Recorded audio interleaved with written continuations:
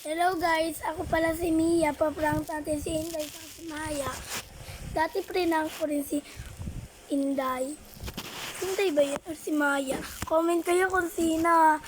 Guys, tingnan nyo, nag-iba na yung mukha ko. Halika, tawagin natin. Inday! Oh! Bakit? Oh, tinawag.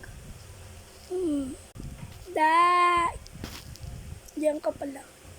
Paprank natin si Maya. Bakit mo naman ipaprank si Maya? Dahil sa gandang konto. Guys, please like, subscribe, and mag-comment dahil magpa-prank daw siya. So, goodbye. Kasi Inday, ito si Mia. At nawawala naman si Maya.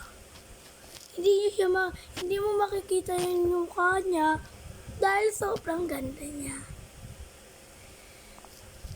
Pero, ganito lang ganda ko kasi ayun lang yung naipon kong pera. Tapos siya naman, yun lang ang ganda niya kasi konti lang yung nakuha niyang pera. Bye-bye! Mayaman sila Maya eh. Tsaka pala huwag niyo kalimutan. Ano kaya yung sikreto niya? Iba-prank pa niya si Maya or kasama ko? Mag-comment kayo para sa part 21. Bye-bye!